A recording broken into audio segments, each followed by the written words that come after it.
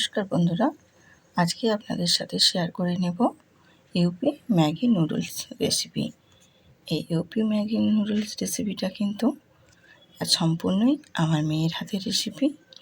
আজ আমার মেয়ে বলেছে, মা আমি আজকে নুডলসটা রান্না করব, তাই আমার মেয়ের হাতের আজ রেসিপি আপনাদের সাথে শেয়ার করছি।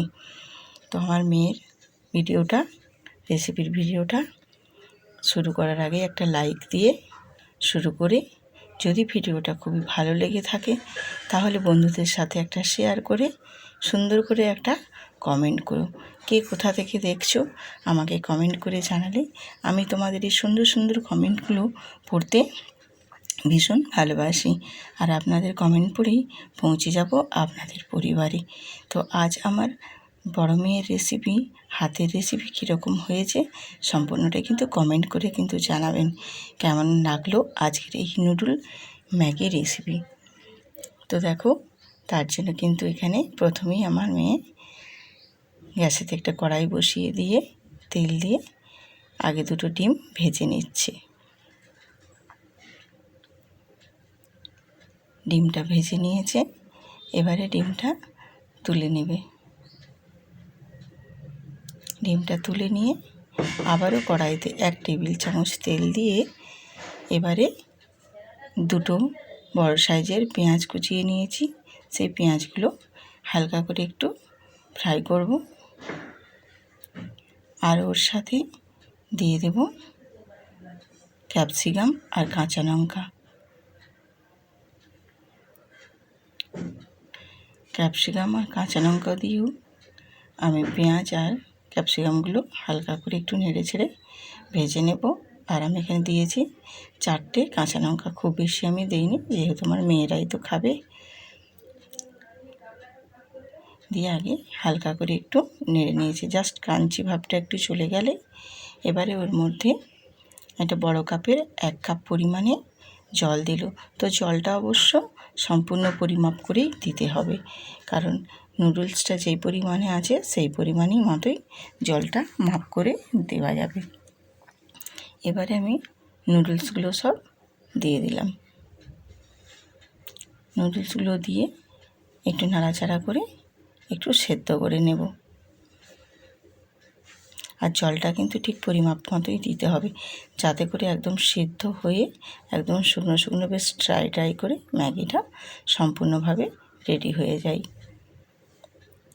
তো এখানে দেখো ম্যাগিটা একটু ফুটিয়ে নিয়ে সেদ্ধ করে নিচ্ছি।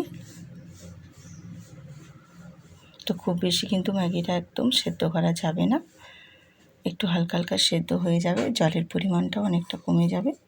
ঠিক এই পর্যায়ে দিয়ে দিতে হবে এখানে 2 টেবিল চামচ সোয়া সস, 1 টেবিল চামচ টমেটো সস আর একটু গোলমরিচের গুঁড়ো দিয়ে বেশ ভালোভাবে নাড়াচাড়া করে মিশিয়ে নেবে।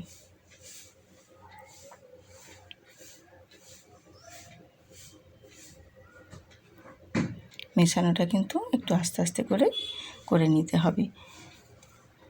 আর আমার মেয়ে তো খুন্তিটা ধরতেই ঠিকঠাক পারে না। দিয়ে এবারে দিয়ে দিল ম্যাগি মশলাগুলো দিয়েও বেশ ভালোভাবে নাড়াচাড়া করবে। সব কিছু ম্যাগির সাথে বেশ ভালোভাবে মিশিয়ে নিতে হবে নাড়াচাড়া করে। এইভাবে নাড়াচাড়া করতে করতে মশলাগুলোও বেশ ম্যাগির সাথে ভালোভাবে মেশানো হবে, আর ম্যাগিটা বেশ ড্রাই শুকনো শুকনো হয়ে যাবে। তো দেখো মশলাটা মোটামুটি মাখানো হয়ে গেছে। এইভাবে নাড়াচাড়া করতে করতে মশলাটাও মাখানো হয়ে গেল, আর ম্যাগির জলটাও সম্পূর্ণ শুকনো শুকনো হয়ে গেল। এই পর্যায়ে এবারে দিয়ে দেবে ভেজে রাখা ডিমগুলো। ভেজে রাখা ডিমটা দিয়েও আবার নুডলসের সাথে খুব ভালোভাবে মিশিয়ে নিতে হবে। ডিমগুলো নুডলসের সাথে ভালোভাবে একটু মিশিয়ে সম্পূর্ণ এইভাবে নাড়াচাড়া করে মিশিয়ে রেডি করে নিতে হবে। তো মিশিয়ে নিয়েছি, মোটামুটি আমার রেডি হয়ে গেছে। এবারে আমি একটা সার্ভিং প্লেটে সার্ভ করে দেব।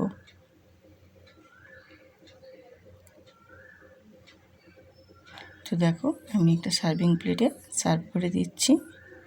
দেখতে কিন্তু ভারী সুন্দর হয়েছে।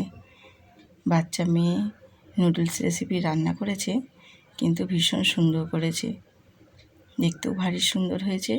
আর তেমনি কিন্তু একটা ফ্লেভার সেন্টও বেরিয়েছে, খেতেও দুর্দান্ত হয়েছিল।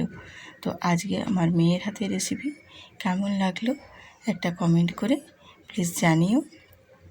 আর যদি ভিডিওটা ভালো লেগে থাকে তাহলে বন্ধুদের সাথে শেয়ার করে একটা সুন্দর কমেন্ট করে নতুন নতুন বন্ধুরা সাবস্ক্রাইব করে পাশে থেকো। আবারও আসবো, আজ এই পর্যন্তই, টাটা।